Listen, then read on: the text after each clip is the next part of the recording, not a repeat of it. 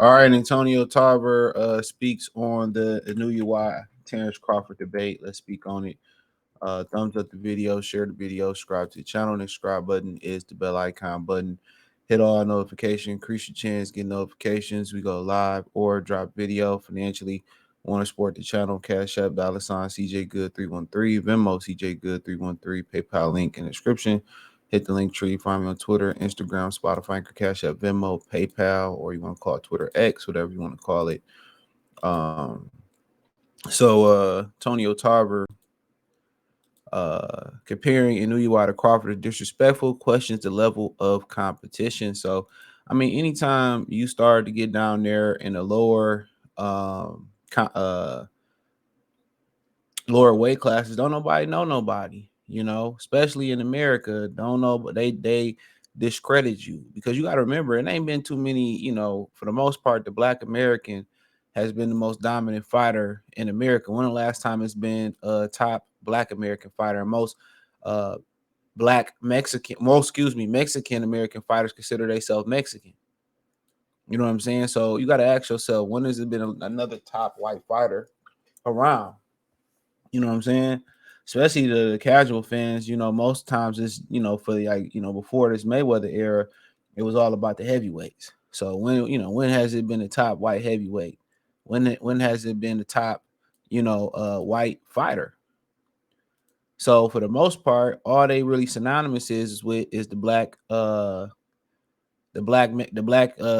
American fighter. That's all they familiar with. All right, that's all they really familiar with at this point. So you got to remember, don't nobody look down there and see the Asian cats, or don't nobody look down there and see the the guy, the smaller fighters down there wherever they from, the Mexicans and all that. Don't nobody really look down there for that. Ain't nobody down there checking for none of that. You know what I mean? So at the end of the day, of course we gonna sit there and say, I don't know those guys, and obviously, the name that he obviously would have, would have been a better foundation to his to his to his resume. It would have been Chocolito, but he lost to Sora Rivenstein. He lost to him. So, unfortunately, that would have been a great resume builder. So then you go through the weight classes and you talk about the names that some of us, may know down there. He didn't get these guys, for whatever reason it may be. Chocolito lost Estrada. He didn't get him. And it might be a little bit too low for him. I think he beat one of the Maloney brothers as well. He beat Emmanuel Rodriguez. So it ain't too many of them down there, to be real. Wasn't no reason to see him fight Cesar Martinez, to be real. He would have iced his ass.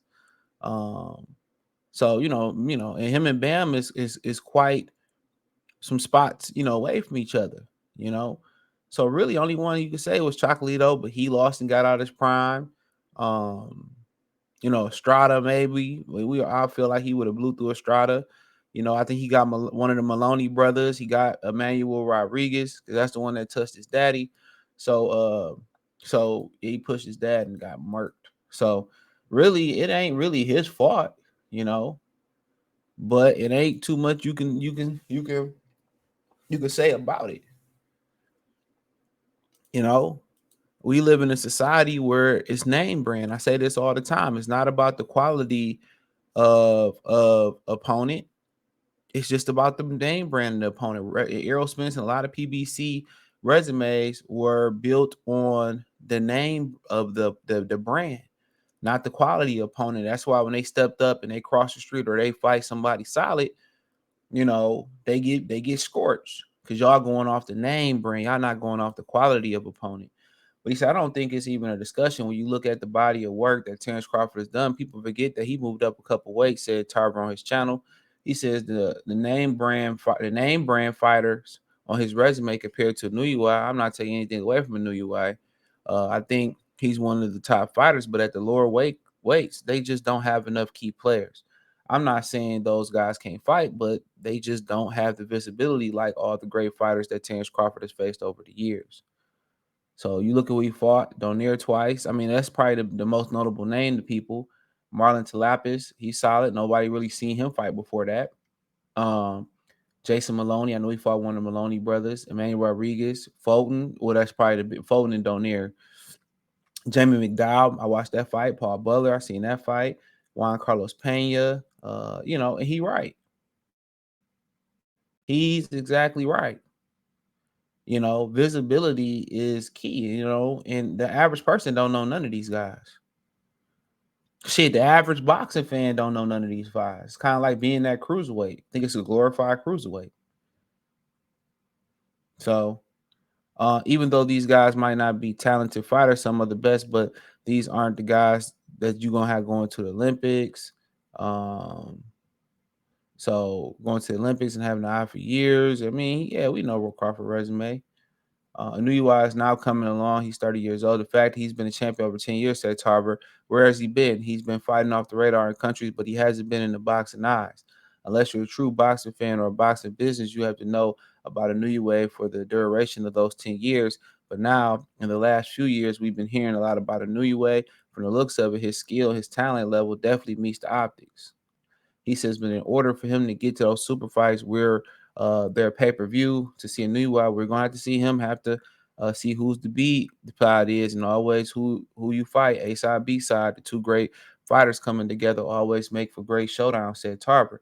So even though the Inoue is collecting belts, he's done that. He's undisputed champion. He's done a little over a year. So in itself tells you, even though he's collecting belts, he's not facing top opposition. That has to be echoed. I think he fighting what's available, but I think it's disrespectful when you look at Terence Crawford falling his backside off to get to his spot, and he can't even get comfortable. He said they're trying to compare it's that machine working heavy, and they want to minimize some of the things that Crawford has done and accomplished. And real quick, a lot of times that because obviously Crawford had it harder than the Inoue. What the Inoue about to get it hard because people going to start questioning who the fuck he need to fight somebody, but it ain't his fault for the level of competition. But when you can't get a fight, you can't get those fights where you at. You got to move up and go get and take chances and go get those fights. But yes, of course, the machine wants to discredit Crawford because he went against the machine. That's what y'all got to remember. Crawford went against the machine.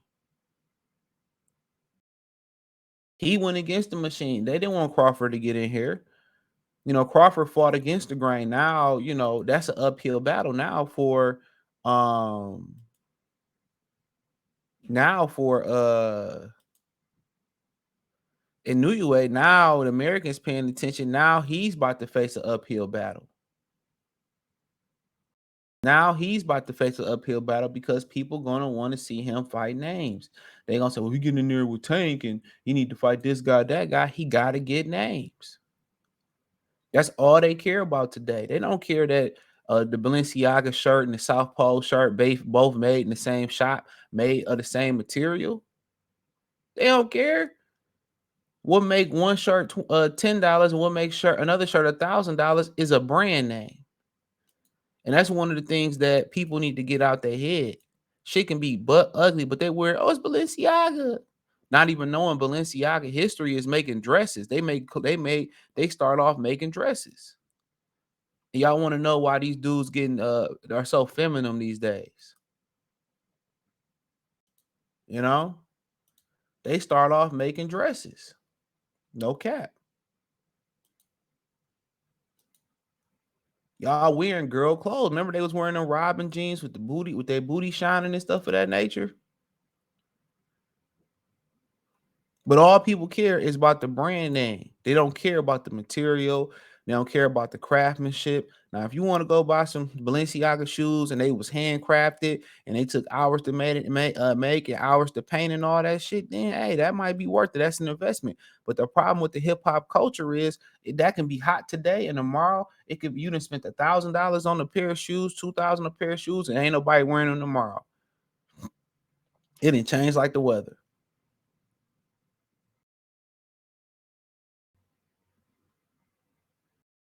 It didn't change like the weather. But he gonna have to move up and take chances. He said that really screwed with his bottom line. This man wants to hold the crown, and I'm the pound for pound king of boxing. The recognition shouldn't be shared. When he gets to the negotiation table, he's supposed to have a stamp on it, said Tarver. He's right.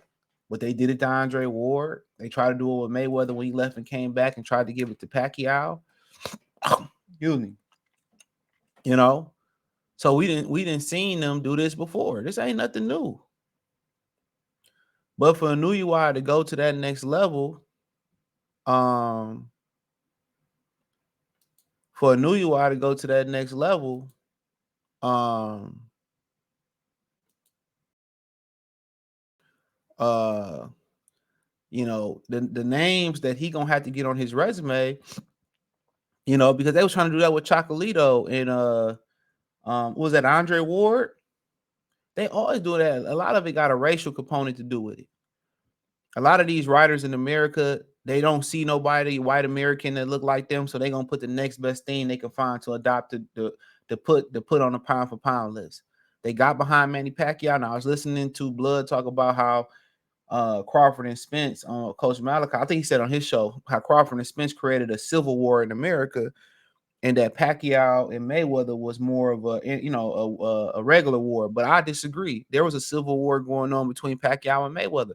You had a lot of white fans adopted Manny Pacquiao to go against Floyd Mayweather. I remember it. So they always adopted the other fighter. You know what I'm saying? They always adopting the other fighter over the brother fighter in America. You got to remember, they love for us to compete for them in the Olympics. Okay. But at the end of the day, when it's time for us to get rights, it's time for us to get reparations, it's time for us to get respect, it's time for us to be equal. We can never be equal in America. Every time we get up, they flip the board and burn the board down. So we're their adopted, people, even though we helped build this country. But nonetheless, like if he gonna get those names, man, it's gonna have to be guys like, it's gonna have to be guys like Ray Vargas, Brandon Figueroa, you know, maybe a guy like Josh Warrington. And then he had to go to 30.